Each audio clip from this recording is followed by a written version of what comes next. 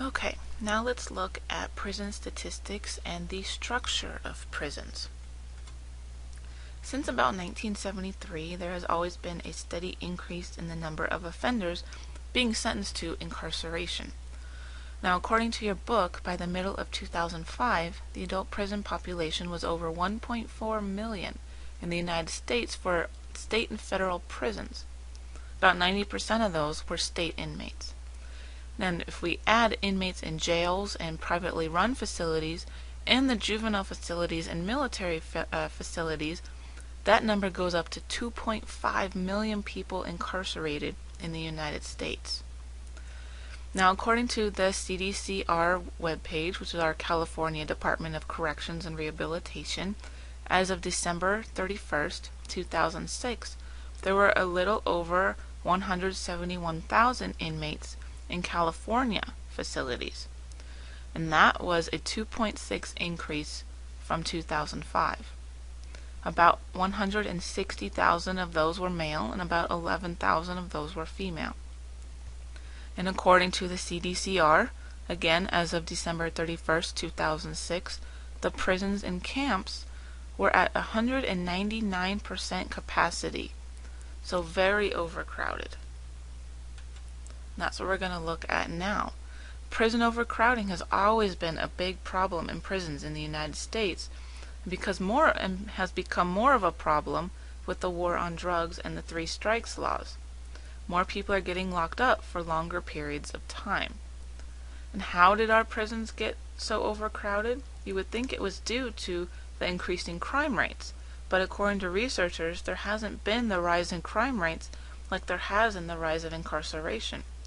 Some think that is related to public opinion of crime. The public tends to think that the government is too soft on crime, so they demand more punishments and more imprisonment. This leads to more people getting locked up, but it does nothing to control the crime problem or rehabilitate those that need it. They will get out of prison and repeat the same cycle again. Most of the correctional system's budgets go to imprisonment because the public demands for punishment, and in turn very few resources are left for rehabilitation programs and other programs that could actually help decrease crime and rehabilitate offenders. And because programs have no money, they are basically destined to fail in helping to control crime, which then adds to our prison overcrowding. So it becomes this never-ending cycle of prisoners going to prison, getting out, doing the same thing, coming right back. And the public keeps saying, oh no, we need harsher punishments, harsher punishments. It's not changing them. They're still committing crimes. Well, of course they're going to keep committing crimes because there's no programs, there's no money for programs in prison to help rehabilitate them and change the cycle. And just as a side note, this is a picture from the Lancaster prison. Again, you see CDC, that's California Departments of Corrections. And that's a look at the prison. You can see the cells around the outside, but because the prison has become so overcrowded, they have these bunks now in the middle as well. Very big problem in our prisons. So who are these prisoners? As your book shows on page 261, the majority of state prisoners are male, over 90%, and the majority are minority. Now, according to your book, it shows 40% African American. But I looked on the CDCR webpage, and as of 2007, it showed 51% Hispanic. So there are some differences. Your book has older statistics, though, so I guess things will change over time. So I encourage you to look at both your book and go on the CDCR webpage. Many of the inmates have not graduated high school. Many are under 35 years old, never been married, and most have low-paying jobs, if they have a job at all. Now, according to your book, in the 2002 statistics, about 50% of inmates were in prison for violent crimes, 20% for property crimes, 21% for drug offenses, and the rest for public order crimes. Now, my guess is that has changed because of our drug sentencing law changes. Now that we have the mandatory minimum for drug crimes, my guess is still the majority are in prison for violent crimes. But then I'm guessing, I do not know the statistics, but I'm guessing the drug offenses has shot way up as well because of our changes in the drug laws. That's something that we can look into in the future. Now, the way the correctional system is set up is very decentralized. There are facilities at the federal, state, and local levels. The federal government has its own prison system, each state has its own prison system, and the local levels all have a jail system. The executive branch of the government is most responsible for overseeing the correctional facilities, but the legislative branch also gets involved by passing laws, such as those drug laws, that affect sentencing. The judicial branch of the government also plays a role in the correctional system by sentencing offenders to the facilities and overseeing prisoners' rights, we're going to talk about later. The federal prisons are run by the Federal Bureau of Prisons, which was created in 1930. Now, before this, there were still federal prisons, but they were all run and funded separately. Page 264 in your book shows a map of the federal prisons, so take a look at that. When offenders are first sentenced to prison, they are usually sent to a classification facility. You might also hear it called a reception, assessment, or diagnostic center. They usually only stay at these facilities for about 60 days, and this is where the offender is assessed and classified based on their security risk and what programs and services they need. Things that they take into consider when they are classifying offenders is their offense, their prior record, their risk for violence and escape, being vulnerable to being victimized by other inmates, the programs needed, and the overcrowding in prisons still plays a role. An inmate's classification can change as they serve their time based on how they are changing while in prison. Now, an inmate's custody level. That's the level of precaution that needs to be taken when working with the inmate based on his classification. So I just wanted to tell you that there is a difference between the classification and their custody level. So the custody level would be, okay, do they need to be shackled when taken out of their cell, or is it okay to just walk with them? Or custody level would also be how many officers are needed to walk with that inmate. If they are particularly violent or at risk for escaping, more than one officer is going to want to escort them whenever they are out of their cell. So those are just a couple differences. Once they are classified, that also will then determine their custody level. Prisons, and in this case we're going to focus on the men's prisons, are usually assigned a security level. The security level is determined by the level of external security surrounding the prison, so the walls, how high the walls are, the razor wire, all of those external, the guard towers, the external security. And then second, the precautions taken inside the prison for internal security. Now, the easiest way of labeling the security levels is minimum, medium, and maximum. And if you actually look at the CDCR webpage, it will tell you the security level that each prison contains. So let's start with minimum security prisons. These are usually more open and smaller prisons. Often inmates come to minimum security prisons after having good behavior in other prisons, and when they're almost ready to be released, sometimes they'll go to minimum security prisons.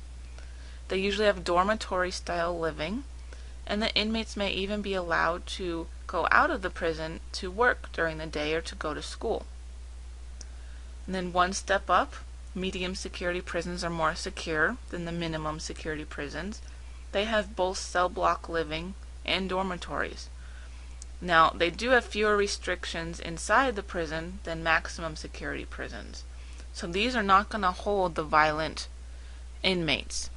They may hold more of even white-collar crimes. They might have those. They might have more of the property crimes.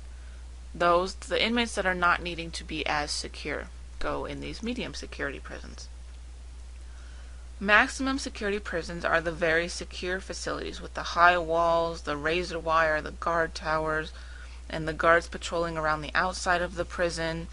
And most of the prison is this cell block living.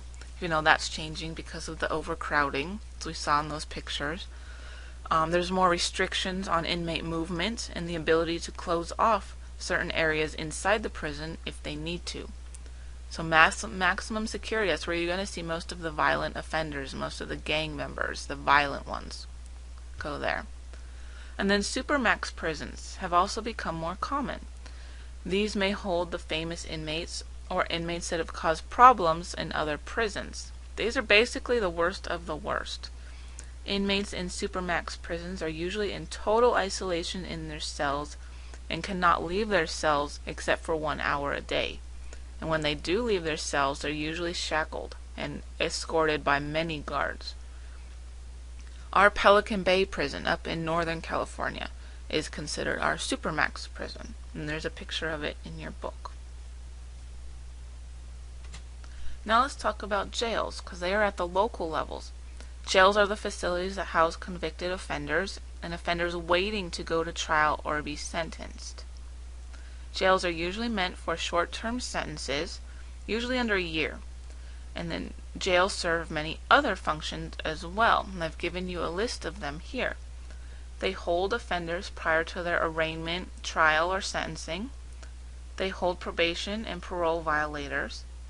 They can temporarily detain juvenile offenders until they can be transported to juvenile facilities. That mostly depends on the area. For example, here in Los Angeles, we don't really have that problem because there are 3 juvenile facilities just within LA County. But other counties that are more rural may not have their own juvenile facility, so that's why adult jails might be used for that purpose. They hold mentally ill individuals before they are transported to a mental health facility. They hold individuals for military protective custody. They can hold witnesses, people that are in contempt. They can release offenders when they complete their sentence. And they transfer inmates to prisons, and they house inmates when there is prison overcrowding. Many of our jails are getting overcrowded as well because of that. There are more jails in the United States than any other correctional facility, and there's so many because they run at the local level. Each county could have their own jail, and some have more than one. Now your book provides you with pictures of the different styles of designing jails, so take a look at page 274 to 276 in your book, and I have given you the pictures that are also in your book, so you can see what I'm talking about. And jails and prisons, for that matter, can be designed differently based on the extent of contact the staff has with offenders and how secure the facility needs to be. As you can see, this is the first generation jail designs. They kept offenders more separate from each other in cells, but with this kind of layout, guards could not see all the inmates easily and had to walk up and down the corridors to check on the inmates. So these were long, basically corridors in individual cells. The second generation jail designs allowed for constant supervision of offenders by the staff through windows. Instead of the cells, the inmates are now in what are called pods, with an open day room in the middle and then the cells around the outside. And as you can see in the picture, the guard is in its own little control room, and they're kept safe through glass, but they can see the offenders and they can see all the cells without having to walk the corridors as much. So that's the second generation. And now more recently the third generation, very similar to the second generation in that it's a pod style living with a common area in between, but in the third generation, instead of the staff being isolated from the offenders, they are in the pod with the offenders and interact directly with them. So that's the main difference between the third and the second. So this concludes our look now at the structure and some statistics on prisons, prison life. We're going to continue looking at prison life and prison programs in our next set of lectures. So continue on to those. Make sure you also take a look at the CDCR webpage. It gives you a lot of good information about how our California prison system works.